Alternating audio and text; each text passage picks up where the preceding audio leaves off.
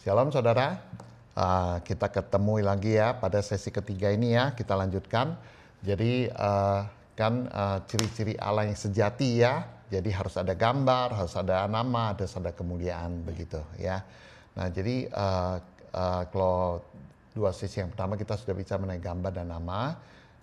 Terus habis itu kita hari ini saat ini kita akan berbicara mengenai sedikit mengenai kemuliaan.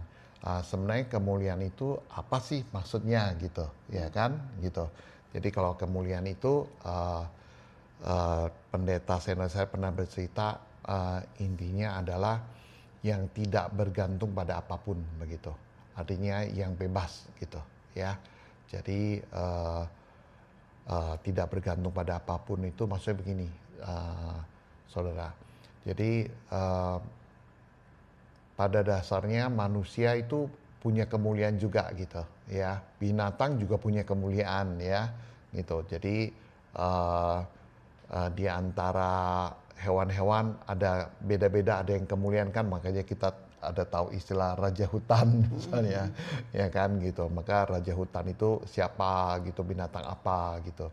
Tapi dia terbatas juga gitu kan, artinya ruang lingkupnya walaupun ada binatang yang menjadi raja hutan tetap ada di bawah kekuasaan manusia gitu ya.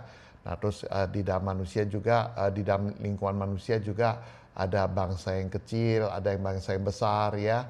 Mau bangsa itu kecil atau bangsa besar, itu ada pemimpin gitu. Tapi pemimpinnya juga, biarpun dia pemimpin dari satu bangsa, tapi beda kemuliaannya dengan pemimpin bangsa yang besar gitu ya. Nah terus tapi bangsa yang besar juga biar bangsa itu besar, beda juga gitu kemuliaannya dengan hal yang lebih tinggi lagi, lebih luar lagi gitu. Artinya ada sesuatu yang tidak mampu di mana baik satu benda, baik binatang maupun manusia itu dia benar-benar mutlak gitu, saudara.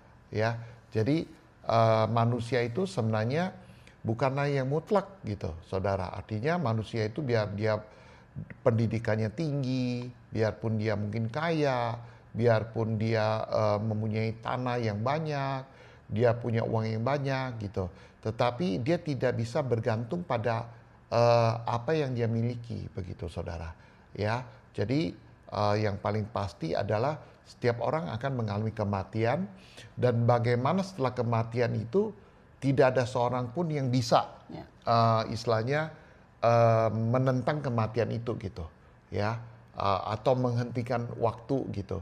Nah itulah keterbatasan kita sebagai manusia gitu ya. Dengan kata lain kita secara pasti mau cepat atau lambat kita masing-masing manusia ya, walaupun berbeda-beda mungkin kemuliaannya, ada yang menjadi raja, menjadi presiden, menjadi menteri, atau menjadi guru, atau bahkan menjadi sekedar orang miskin gitu ya. Tapi biar bagaimanapun berbeda-beda kemuliaan itu, manusia tetap bukanlah yang paling mulia gitu. Ya, manusia tetap adalah yang akan mengalami kematian tubuh, yang mana mau manusia dari berbagai bangsa atau kekayaan pendidik apapun tidak bisa menyelamatkan dirinya sendiri gitu. Nah itulah keterbatasan kita sebagai manusia gitu. Ya walaupun sekarang kita lihat eranya ilmu pengetahuan begitu tinggi ya, di bidang medis dokter juga. Saya juga dengar ada bisa teknologi cloning, DNA, stem cell atau apapun begitu ya. Tetap itu adalah manusia itu ada limitnya dan akan mengalami kematian. Nah beda dengan Allah, kalau Allah itu tidak bergantung pada apapun begitu ya, karena dialah yang berada daripada mulanya jauh sebelum kekekalan, dan kekekalan pun milik dia, sorga itu milik dia ya kan, angkasa ini pun milik dia gitu ya. Jadi karena dia itu pemilik ya, karena dia itu pencipta, maka dia bisa begitu melakukan apapun sesuai dengan kehendaknya. Maka mungkin di Alkitab kita ada dengar mana ada itu periuk berteriak kepada tukang periuknya gitu ya, nggak mungkin begitu. Jadi artinya itu ciptaan itu yang bergantung kepada pencipta. Betul. Tapi begitu. pencipta tidak bergantung pada ciptaannya. Betul, Ya. betul. Nah, itulah kemuliaan. Jadi kemuliaan itu adalah yang tidak bergantung pada apapun, yang bebas gitu, ya. Maka kalau kita bisa mendengar Yesus mengatakan, "Akulah kebenaran" atau truth gitu ya. Itu adalah seperti sinar yang tidak bisa dibatasi oleh apapun, tembus gitu, saudara. Begitu. Ya, jadi kebenaran atau truth itu adalah yang bebas gitu. Maka Tuhan Yesus mengatakan, kalau kamu tinggal di dalam aku, kamu akan mengetahui kebenaran, dan kebenaran itu akan memerdekakan kamu, begitu ya. Jadi makanya ciri-ciri Allah yang ketiga itu adalah yang mulia gitu. Mulia itu artinya yang tidak bergantung pada apapun. Nah, sekarang kalau kita lihat di Perjanjian Lama itu ya, bahwa Allah itu juga menyatakan kemuliaannya, begitu ya. Kita nggak banyak ini, kita coba ambil aja misalnya di Maliaki aja, Bu Sri.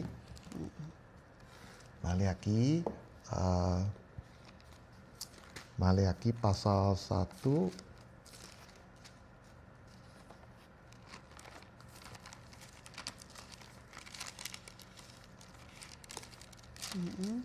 ayat 11 dan 14. Ya, sebab dari terbitnya sampai kepada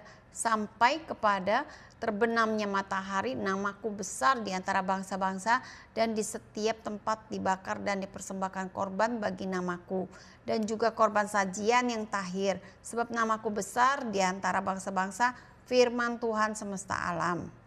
Ayat 14. Yang 14-nya, terkutuklah penipu yang mempunyai seekor binatang jantan di antara kawanan ternaknya yang dinasarkannya, tapi ia mempersembahkan binatang yang cacat kepada Tuhan.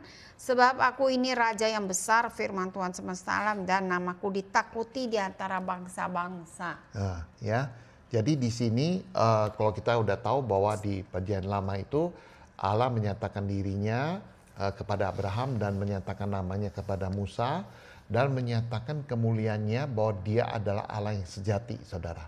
Ya, maka di Perjanjian Lama itu bangsa Israel itu disebut bangsa yang kudus karena merekalah yang bersaksi, yang melihat Allah, menerima nama Allah, ya, dan beribadah dalam nama Allah itu, dan dibedakan dengan ilah-ilah yang disembah oleh bangsa-bangsa yang lain gitu. Ya, maka seperti kita ketahui bagaimana Musa mengeluarkan bangsa Israel itu dari Mesir, ya kan, melalui 10 tulah, ya kan, gitu. Kerajaan Mesir itu juga punya ilah-ilah juga, ya kan, betul. gitu. Tapi tidak ada satu ilah-ilah dari mereka yang sanggup melawan Allah gitu, Allah yang kudus gitu, ya. Bahkan bagaimana Laut Merah itu dibelah gitu ya, sehingga bangsa Israel itu bisa keluar dari Mesir gitu, menuju ke padang gurun untuk beribadah pada nama Allah, ya kan. Terus kita juga bisa melihat bagaimana pekerjaan misalnya Yosua bisa menghentikan matahari gitu ya. Terus kita bisa melihat bagaimana bangsa Israel waktu melawan musuhnya di kota Yeriko gitu. Ya, tembok Yeriko itu dikelilingi 7 kali dalam 7 hari gitu. Hari ke-7 itu tembok Yerikonya rubuh begitu. Ya, terus banyak hal gitu, tanda-tanda yang dinyatakan oleh Allah yang sejati itu gitu. Itulah yang membedakan antara Allah yang sejati dengan ilah-ilah gitu. Ya, itu di Perjanjian Lama, saudara, begitu. Nah, kalau di Perjanjian Baru bagaimana? Waktu Yesus itu dibaptis oleh Yohanes Pembaptis dan keluar dari air, ada suara yang mengatakan, inilah anakku yang kukasihi, kepadanya aku berkenan. Maka Roh Kudus itu datang gitu, menyaksikan bahwa Yesus adalah benar Allah yang sejati itu. Maka di Kisah Rasul 10 ayat 38, coba mungkin Bu Sri baca. Kisah Para Rasul pasal 10 ayat 38.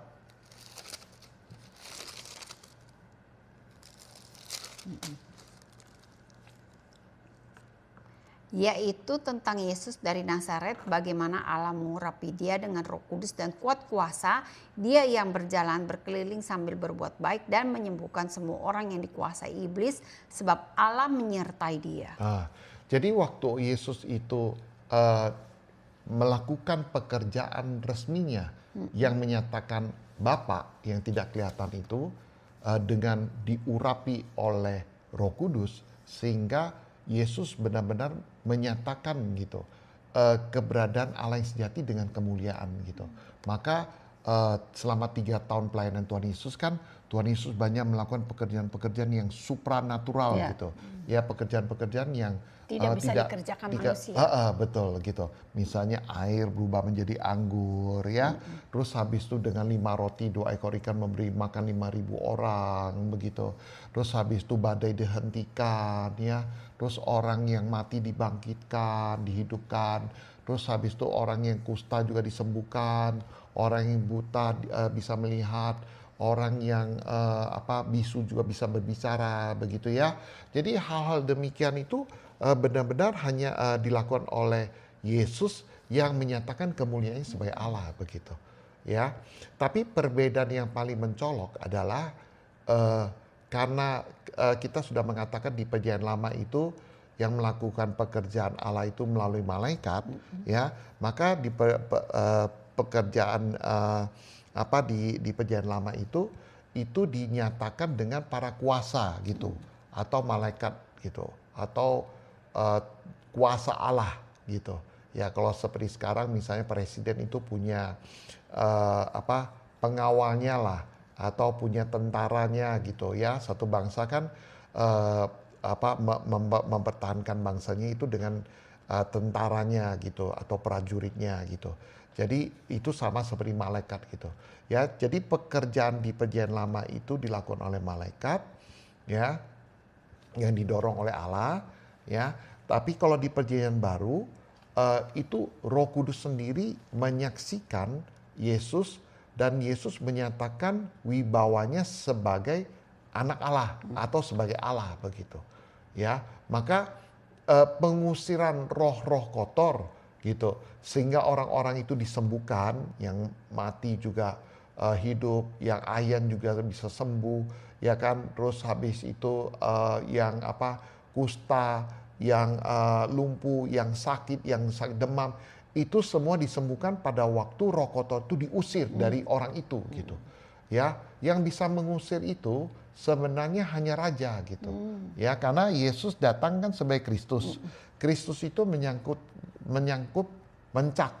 sebagai kapasitas dia sebagai raja, kapasitas dia sebagai nabi yang membawa firman, kapasitas dia sebagai imam, artinya yang menghubungkan kita dengan Allah melalui Yesus gitu ya. Maka Yesus datang sebagai raja di atas segala raja, sehingga ciptaan yang tidak kudus atau roh kotor atau yang dibawa iblis semuanya takut gitu. Seperti yang tadi yang dibaca di Kisah Rasul 10 ayat 38 itu gitu ya. Karena raja atau kerajaan sorga itu sudah datang melalui Yesus gitu saudara begitu ya. Maka Yesus pun menyatakan kemuliaan, hanya saja kemuliaannya berbeda. Kalau kemuliaan di Perjanjian Lama itu pekerjaannya hanya malaikat, kalau di Perjanjian Baru itu rajanya sendiri yang datang. Jadi kalau raja datang pasti pengawalnya juga banyak kan? Nah seperti itu. Jadi Yesus waktu setelah keluar dari air, setelah dibaptis oleh Yohanes Pembaptis, dia kapasitasnya menyatakan Allah yang sejati. Atau kalau kita bisa katakan dia melakukan pekerjaan resminya sebagai Allah itu begitu. Maka dia menyatakan kemuliaan itu saudara ya. Nah yang paling tinggi dikerjakan itu adalah Yesus datang ya, dia mati di kayu salib, mencurahkan darah. Saudara tahu arti mencurahkan darah? Darahnya itu sampai habis. Kalau manusia itu biasa berapa liter Bu Sri? Mungkin 5 liter ya, sampai 6 liter ya. 5 sampai 6. Enggak, 5 sampai 6 liter. Ya, tergantung dari tubuhnya juga. Nah, biasa kalau orang itu kehabisan darah ya, mungkin karena kecelakaan atau operasi yang besar gitu ya, dia harus segera transfusi darah ya. Karena kalau kalau tidak ditransfusi, kehabisan darah, mati orang itu. Nah, Tuhan Yesus itu benar-benar ditombak saat-saat terakhirnya di kayu salib itu, sehingga dari lambungnya itu keluar air dan darah, saudara. Ya, sehingga akhirnya benar-benar Tuhan Yesus menghabiskan hidupnya, darahnya itu dicurahkan begitu. Ya, tapi dia lakukan semua itu sesuai kehendak Bapa. Ya, karena dia datang memang untuk mengalami kematian supaya Bapa membangkitkan dia, gitu. Dia datang supaya iblis yang penguasa atas maut itu dikalahkan dengan kebangkitannya, maka maut pun dikalahkan. Ya, dengan kematiannya di kayu salib itu, upah dosa manusia itu maut sudah ditanggung pada tubuhnya, dan dia menghidupkan kita dengan darahnya, saudara. Begitu. Dan Allah membangkitkan dia. Itulah kemuliaan yang paling tinggi yang membedakan antara perjanjian baru dengan perjanjian lama. Karena kalau perjanjian lama itu pekerjaan malaikat. Kalau perjanjian baru itu anak Allah yang datang mengenakan tubuh. Maka dia mengatakan dia anak manusia. Gitu. Kenapa anak manusia? Karena dia datang untuk mendampingi anak Allah dengan kematian di kayu salib, pencurahan darah, dan kebangkitannya. Itulah kemuliaan yang paling tinggi, saudara. Gitu ya. Maka coba kita buka di Kisah Rasul pasal berapa ini? Pasal 2. Kisah Rasul. Kisah Rasul pasal 2 ayat 22 sampai 24.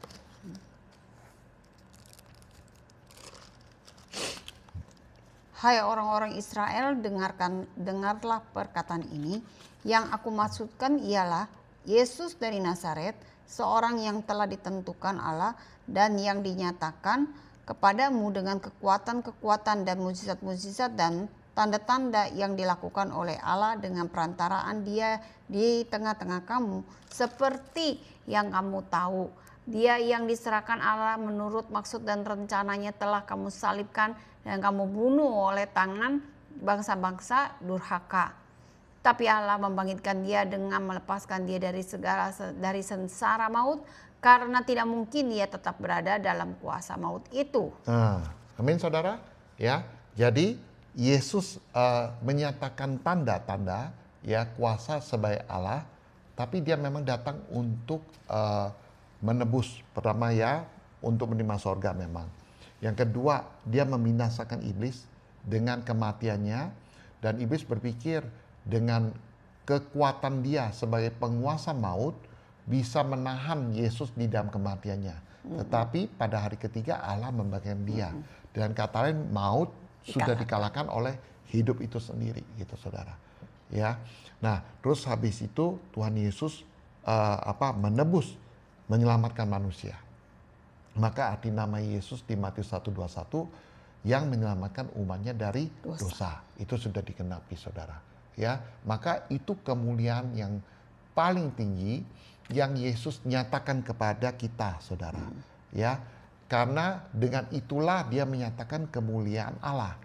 Apa yang menjadi kehendak Bapa itu dia genapi, ya, sehingga kemuliaan Allah dinyatakan, gitu. Maka itulah ciri Allah yang sejati, yaitu menyatakan kemuliaan. Karena apa? Karena Yesus bangkit, artinya dia tidak bergantung kepada kematian, tidak bergantung kepada apa yang ada pada tubuh. Darahnya sudah habis, tapi dia tetap bisa bangkit, saudara. Ya, karena Allah membangkitkan dia. Itulah ciri-ciri Allah yang sejati yang ketiga, yaitu kemuliaan, saudara. Ya, maka coba kita buka lagi satu ayat di Yohanes 1 ayat 14. Coba Putri. Yohanes 1 ya. Ayat 14. Firman itu telah menjadi manusia dan diam di antara kita, dan kita telah melihat kemuliaannya, yaitu kemuliaan yang diberikan kepadanya sebagai anak tunggal Bapa, penuh kasih karunia dan kebenaran. Ya kan? Firman itu telah datang menjadi manusia, diam di antara kita, dan kita telah melihat kemuliaannya. Kapan kita melihatnya? Ya kan? Dia dibangkitkan oleh Allah, begitu. Ya, karena dia menggenapi kehendak Allah, begitu. Ya, makanya Yesus dikatakan penuh kasih karunia dan kebenaran. Maka kita diajak oleh Yesus, tinggallah di dalam aku. Maka kebenaran itu akan memerdekakan kamu. Begitu. Coba kita buka ayat terakhir di Yohanes pasal 11.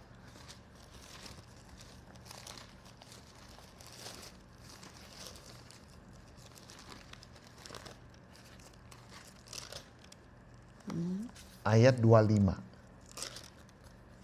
sampai 26 boleh. Jawab Yesus, akulah kebangkitan dan hidup. Barang siapa percaya padaku, ia akan hidup walaupun ia sudah mati. Dan setiap orang yang hidup dan yang percaya kepadaku tidak akan mati selama-lamanya. Percayakah engkau akan hal ini? Jadi Tuhan Yesus mengatakan, akulah kebangkitan dan hidup. Saudara tahu arti kebangkitan dan hidup ini? Kebangkitan itu artinya harus ada tubuh ya. Jadi Yesus datang mengenakan tubuh saudara. Maka dia dikatakan anak manusia gitu ya. Jadi manusia diciptakan supaya diciptakan serupa dan segama dengan Tuhan Yesus ya. Diberikan roh supaya Tuhan Yesus bisa datang ya dengan tubuh supaya dia dapat melakukan kehendaknya, yaitu merendahkan dirinya serendah-rendahnya di hadapan Bapa, ya kan, dengan tubuh untuk mengalami kematian, gitu ya, supaya Bapa membagikan dia, ya, karena Allah itu esa, tidak boleh ada dua Allah, sekalipun Tuhan Yesus adalah Allah, gitu. Tapi karena kehendak dia merendahkan diri, maka manusia diciptakan, gitu. Maka malaikat diperintahkan untuk mempersiapkan kedatangan Yesus, gitu. Maka dengan kematiannya datang kematian kasar dan kebangkitannya, ya, maka keselamatan manusia ya boleh diterima oleh manusia karena Yesus sudah bangkit, saudara. Dan Tuhan Yesus mengatakan, akulah hidup. Hidup itu artinya dialah Allah yang sejati yang daripada mulanya bersama dengan Allah. Dialah firman yang bersama dengan Allah dan dia itu Allah, saudara. Ya, maka Tuhan Yesus bilang, akulah kebangkitan dan hidup. Barang siapa yang percaya kepadaku, ia akan hidup walaupun ia sudah mati. Kita ini sebenarnya, saudara, sebelum percaya Yesus, roh kita itu mati. Ya, saudara lihat di sesi iman dasar itu, roh kita mati. Tapi apabila kita percaya Yesus Kristus anak Allah, ya, karena kita sudah melihat kemuliaannya, maka kita akan hidup, gitu. Maka di ayat berikutnya, setiap orang yang hidup dan yang percaya kepadaku, ya, tidak akan mati selama-lamanya. Percayakah engkau akan hal ini, begitu, ya. Jadi setiap kita yang masih bernapas ini, waktu kita beritain Injil kepada orang-orang, begitu, ya, supaya percaya, maka mereka pun akan mendapat hidup kekal, begitu, ya. Nah, itulah kemuliaan, artinya pekerjaan-pekerjaan yang supranatural yang hanya bisa dikejar oleh Allah, Allah saja. Itulah Allah yang sejati. Maka ciri-ciri Allah yang sejati itu cuma 3, saudara. Ada gambar, ada nama, dan kemuliaan. Ya. Nah, kita boleh bersyukur kalau kita orang Kristen, apalagi kalau kita bertumbuh, bisa tembus ya, mengenal sampai ke titik ini, kita akan bersyukur.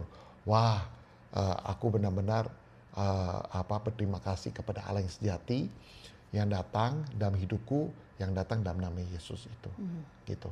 Ya, jadi kita harus benar-benar mengerti ini, saudara. Ya, kalau kita belajar, ya mungkin saudara dari pernah menganut satu kepercayaan yang lain, saudara melihat apakah ciri-ciri ini ada. Saya pikir itu tidak ada, saudara, gitu. Ya, maka Alkitab itu sebenarnya tidak berbohong. Ya, Alkitab itu tulus apa adanya, karena Alkitab itu hanya bercerita mengenai kesaksian, gitu. Manusia bertemu dengan Allah penciptanya. Bagaimana satu orang, satu keluarga, satu bangsa, ya, satu umat, gitu, atau dari berbagai bangsa bertemu dengan Allah, saudara, begitu. Ya, jadi kita sungguh bersyukur karena kita mengenal Allah yang sejati itu. Ya, oke, Bu Sri, kita akan selesaikan sesi ini. Nanti kita akan lanjut sesi berikutnya yang menggabungkan ini menjadi satu, tapi mungkin tidak terlalu panjang ya. Tapi kita tutupi sesi ini dulu. Mari Bu Sri, kita berdoa. Bapak, terima kasih buat hari ini, buat firman yang sudah kami sampaikan. Bila yang setiap mendengar mendapat kasih karunia. Sungguh kami bersyukur bahwa kami ini yang jauh daripada Allah, yaitu yang sudah menjadi yang terbuang, tetapi karena kasih yang begitu besar kami boleh menerima nama Allah di dalam roh jiwa kami yang sudah menerima darah Yesus. Kami menerima kemuliaan Allah. Sungguh kami sungguh-sungguh bersyukur dan berterima kasih. Terima kasih Bapak, tolonglah setiap yang mendengar biarlah dipimpin Roh Kudus sehingga mereka juga mendapat kasih karunia. Terima kasih dalam nama Yesus kami berdoa. Amin. Amin.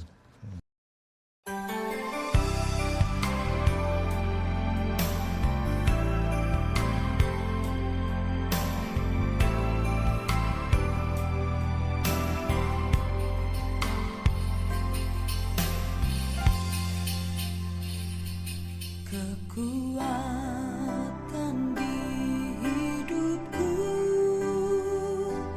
ku dapat dalam Yesus. Dia tak pernah tinggalkanku, setia menopangku, berseru